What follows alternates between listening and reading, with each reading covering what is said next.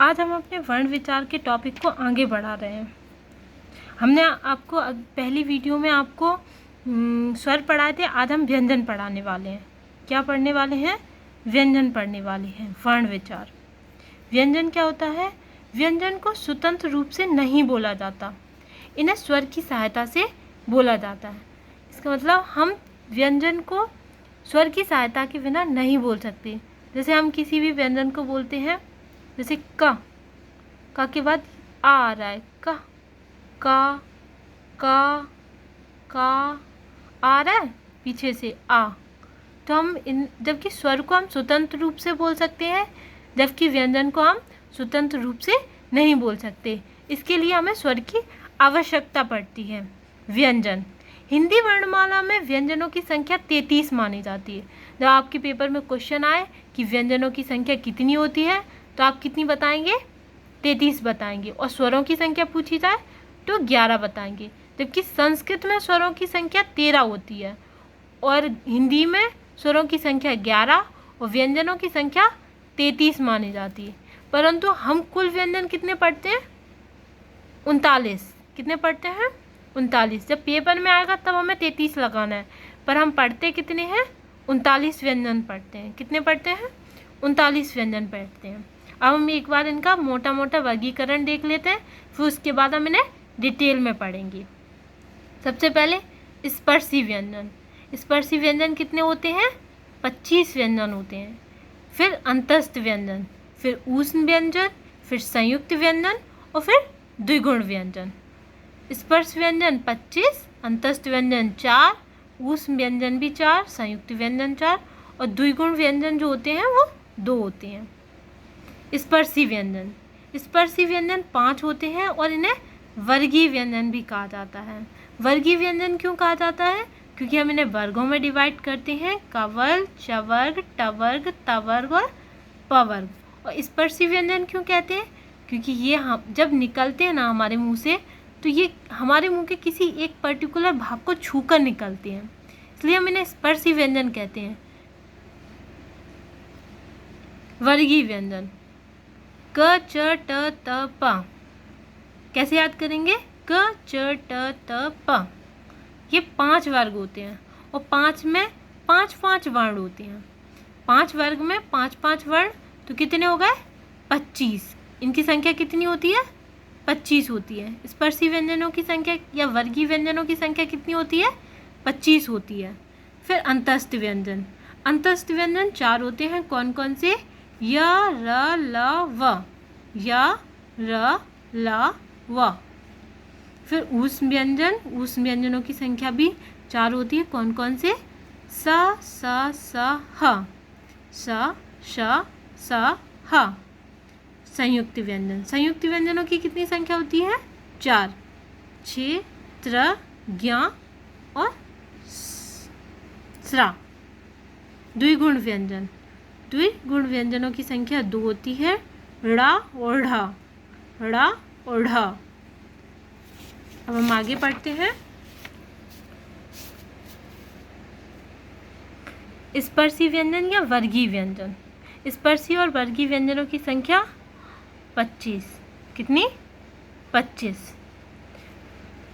इन्हें वर्गों में डिवाइड किया गया है, क, च, ट, त, प।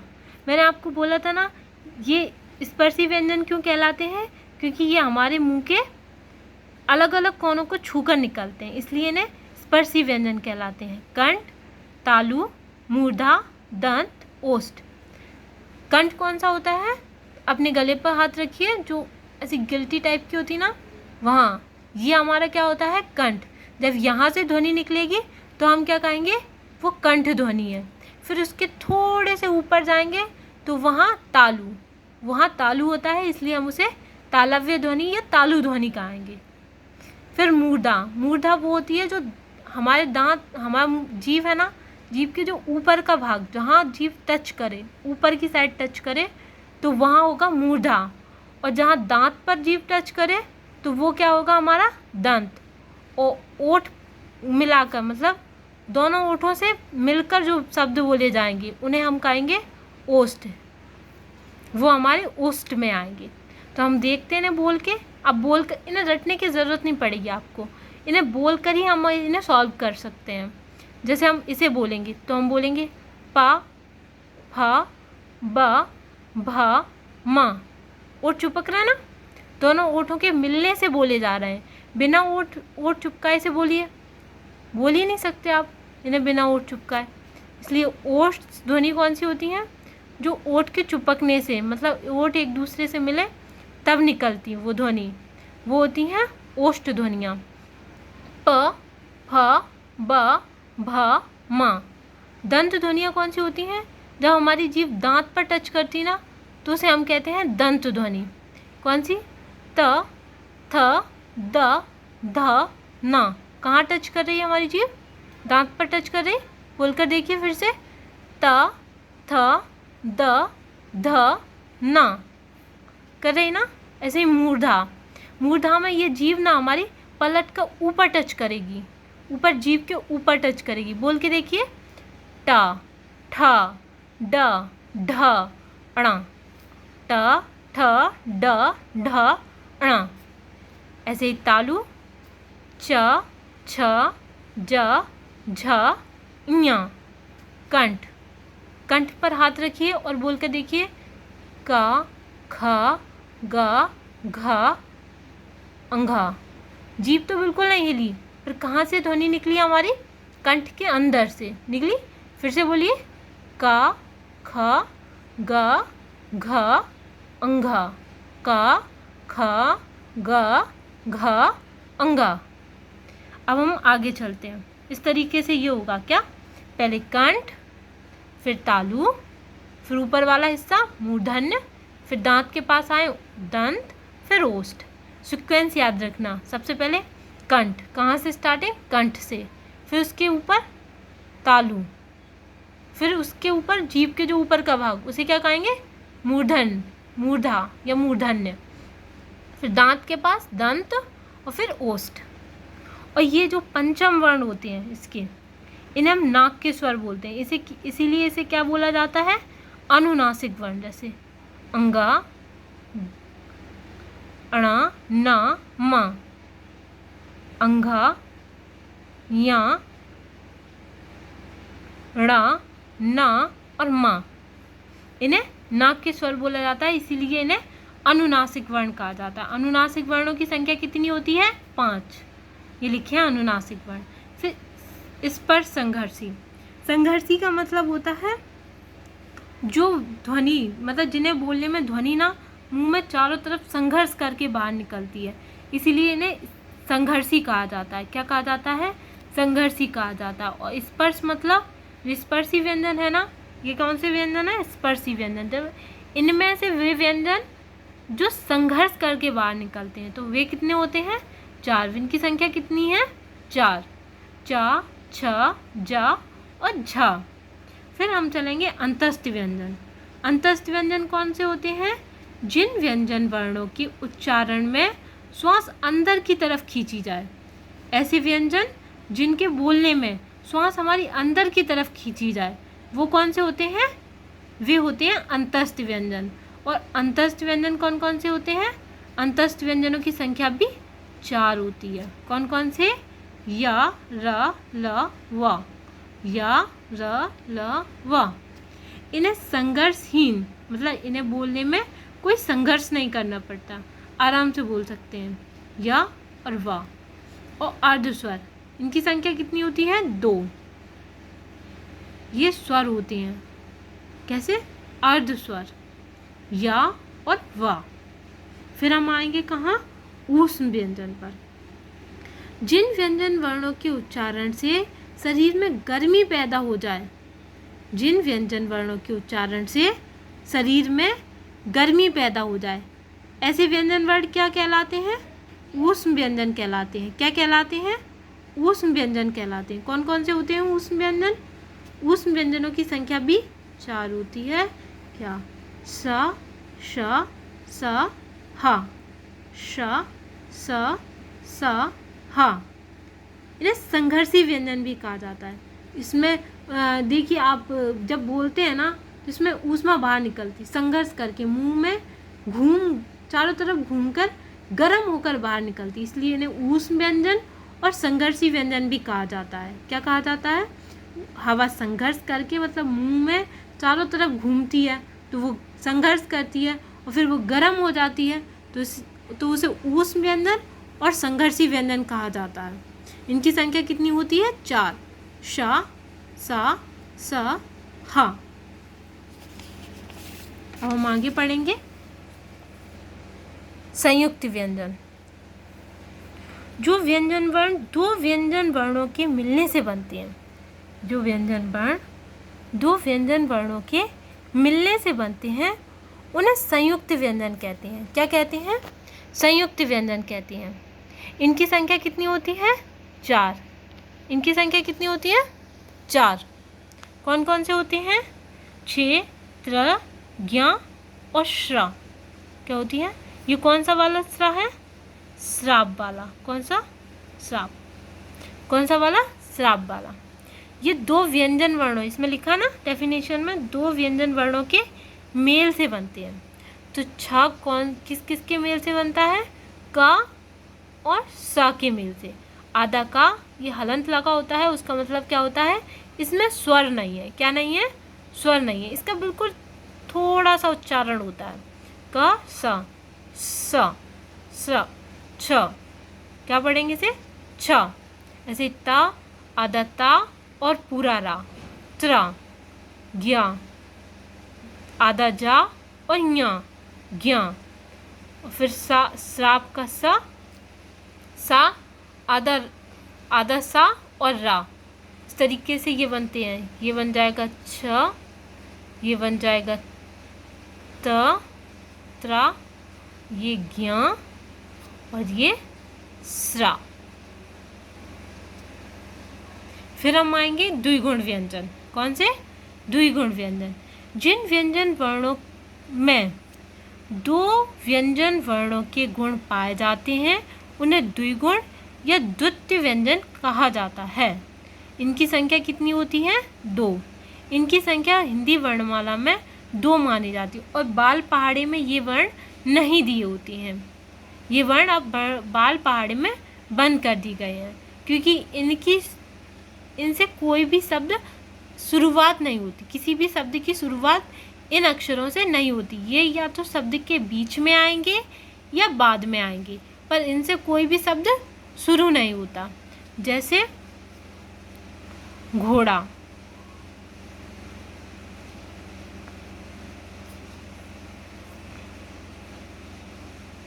घोड़ा।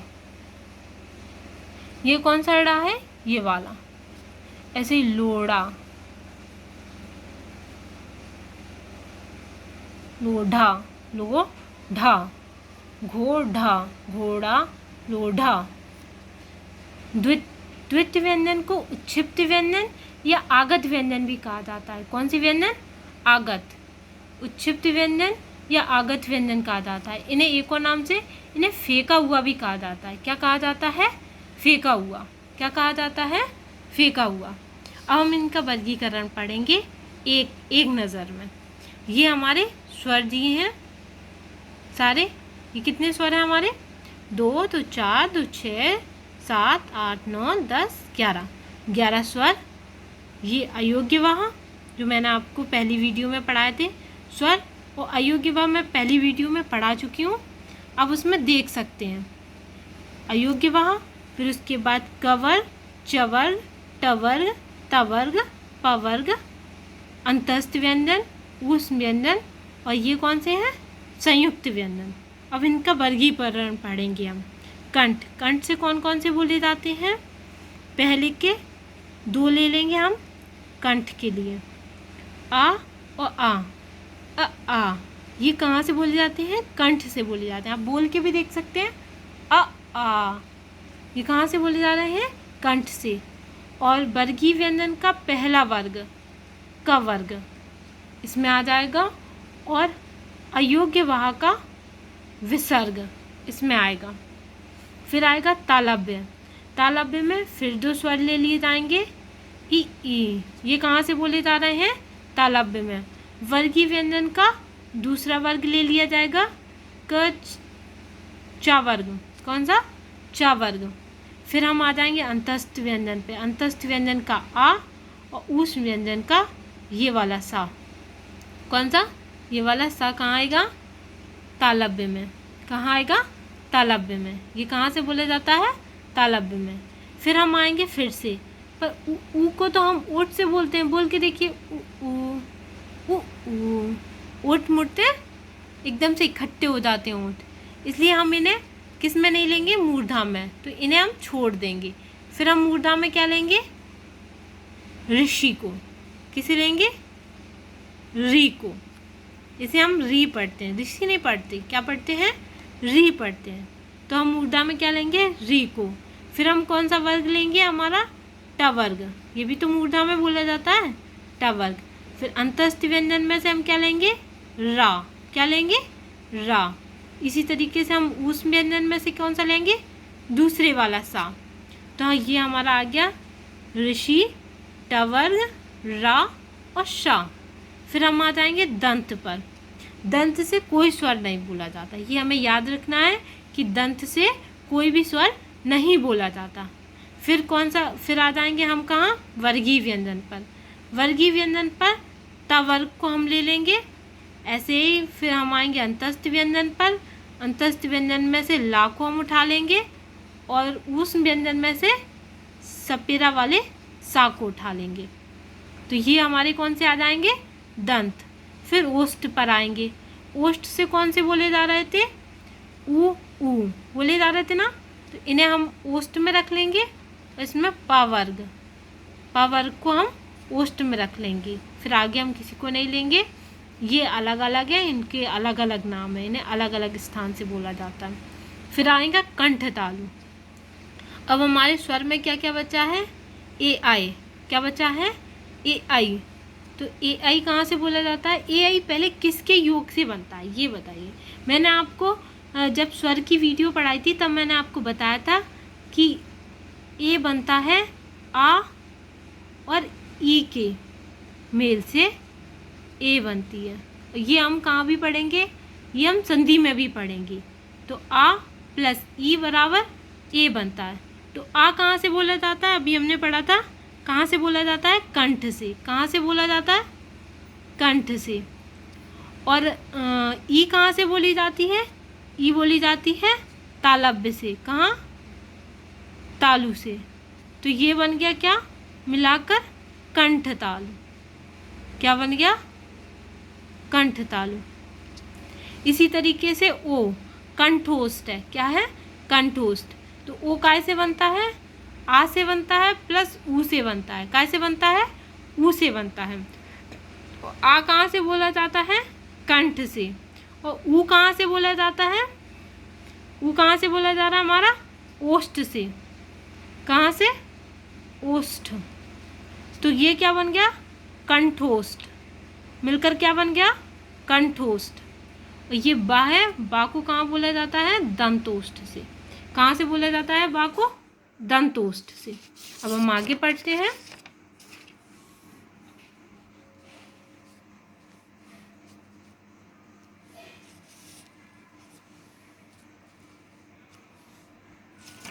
इसी तरीके से मैं आपको यहाँ पे बता देती हूँ संयुक्त व्यंजन को कैसे बोलते हैं। संयुक्त व्यंजन को का कहाँ से बोला जाता है? कंठ से। कहाँ से बोला जाता है? कंठ से। और सा कहाँ से बोला जाता है? सा देखिए, सा कहाँ से बोल रहे थे हम? देखिए, पता कीजिए कहाँ से बोल रहे थे हम? मूर्धा से। कहाँ से बोल रहे थे? मूर्धा से बोल रहे थे। तो इसका क्या हो जाएगा?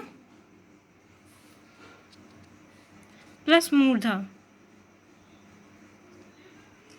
मूर्धा। तो इससे तो ये हो जाएगा कंठ मूर्धा। और इसमें आ भी है। क्या है? आ भी। तो इसे और कंठ कर देंगे। कंठ, कंठ मूर्धा कंठ। इसी तरीके से इनका कर लेते हैं। अब हम आगे चलते हैं। आगे हमारा क्या है? वायु संवेग के आधार पर। मैंने आपको जब शुरू में स्वर की वीडियो पढ़ाई थी तब मैंने आपको बताया था कि इन्हें तीन तरीके से वर्गीकरण करेंगे। जैसे एक उच्चारण स्थान के आधार पर जो हमने अभी ख़त्म किया है, फिर वायु संवेग के आधार पर, फिर तारत्व के आधार पर। अब वायु संवेग के आधार पर हम पढ़ने वाले हैं।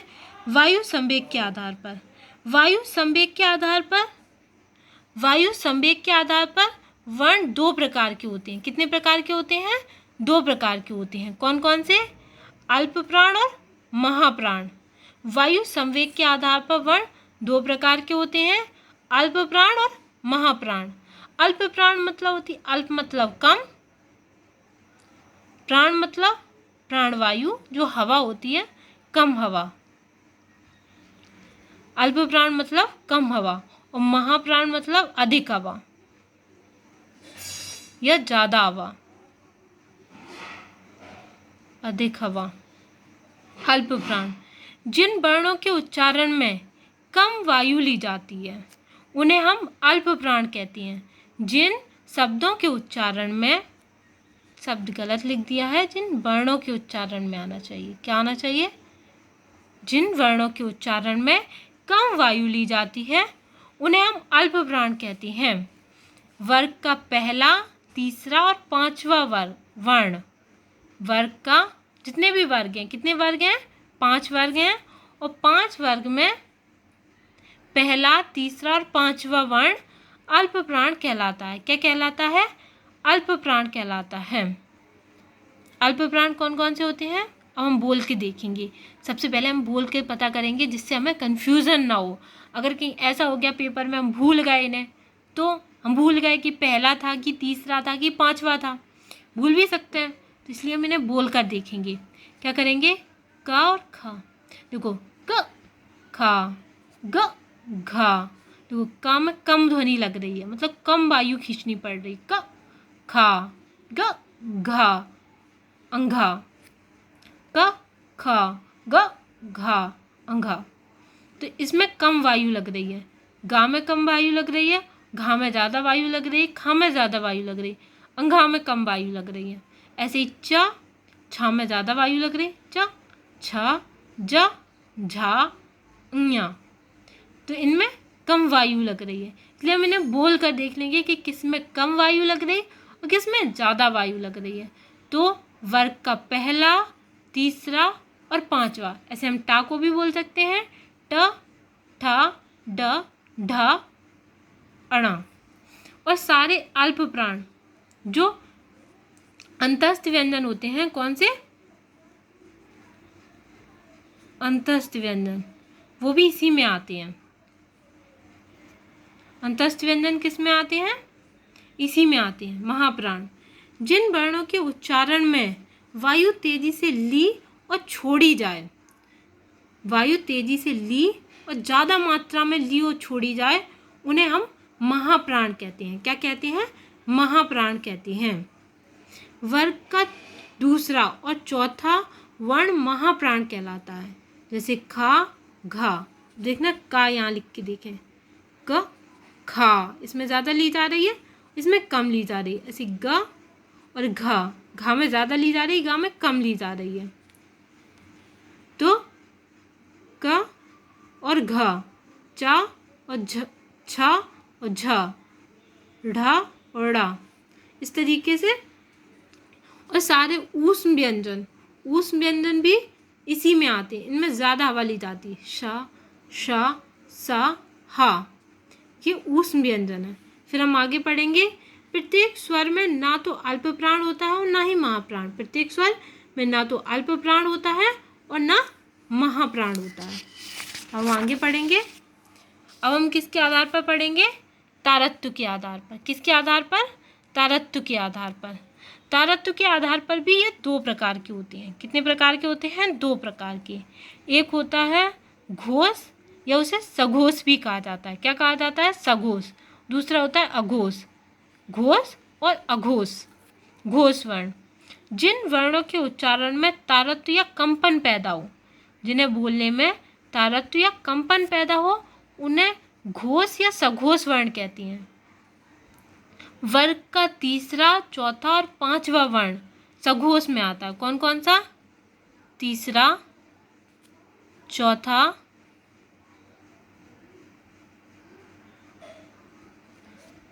और पांचवा, ये काय में आते हैं? ये अघोष में आते हैं। हमें ये याद रखना है कि इसमें तीसरा, चौथा और पांचवा, कौन सा? तीसरा, चौथा और पांचवा, लास्ट के 3 वर्ग इसमें आते हैं। और अंतस्थ व्यंजन आते हैं और उस व्यंजन का हा।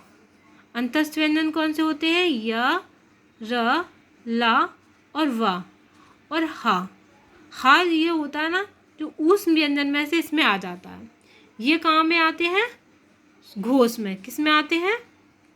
घोष वर्ण होते हैं। ये कौन से होते हैं? घोष। फिर अघोष, जिन वर्णों के उच्चारण में तारतम्य या कंपन पैदा ना हो, जिन वर्णों के उच्चारण में तारतम्य या कंपन पैदा ना हो उसे अघोष वर्ण कहते हैं। प्रत्येक वर्ण का पहला और दूसरा वर्ण अघोष वर्ण कहलाता है। प्रत्येक वर्ण का पहला और दूसरा वर्ण अघोष वर्ण कहलाता है। पहला कौन सा? का, ख, च, छ, ट, ठ, ड, ता, था, पा, फा। और प्रत्येक ऊष्म व्यंजन सिर्फ हा को छोड़कर, हा किस में पहुंच गया? घोष में। हा कहाँ पहुंच गया? घोष में। प्रत्येक ऊष्म व्यंजन सिर्फ हा को छोड़कर अघोष वर्ण में आता है। सा, श, स। इस तरीके से ये हो जाता है। अब कुछ इम्पोर्टेंट चीजें देखो। पहले इसमें संघर्षी व्यंजन। संघर्षी व्यंजन कौन से होते हैं? 4।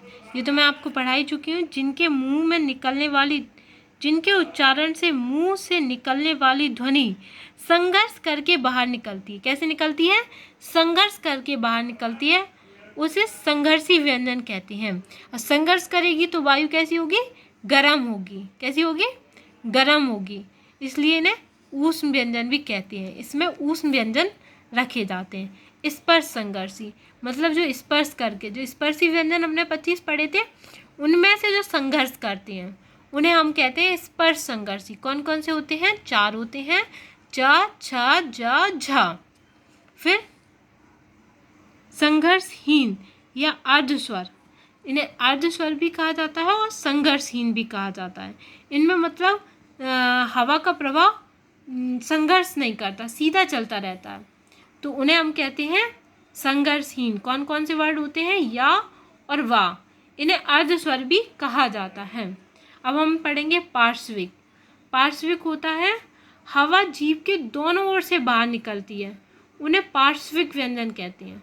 पार्श्विक व्यंजन हिंदी में एक ही होता है। कौन सा? ला, ला, ला, ला बोल के देखिए, दोनों साइड से जीभ के हवा निकल जाएगी। काकल्य और स्वर यंत्रमुखी। कौन सा? स्वर यंत्रमुखी। काकल्य या स्वर यंत्रमुखी कौन सा होता है हिंदी वर्णमाला में? हा एक ऐसा वर्ण है जिसे काकल्य या स्वर यंत्रमुखी वर्ण कहते हैं। फिर वात्सल्य वर्ण। वात्सल्य वर्ण 4 होते हैं। जल रस, मैंने इसे इसलिए इस सीक्वेंस में लिखा है क्योंकि आपको याद हो जाए। जल रस। अगर आपको मेरी वीडियो पसंद आती है तो इसे लाइक सब्सक्राइब कीजिए, जिससे मैं और भी इससे आगे वीडियो बना सकूं।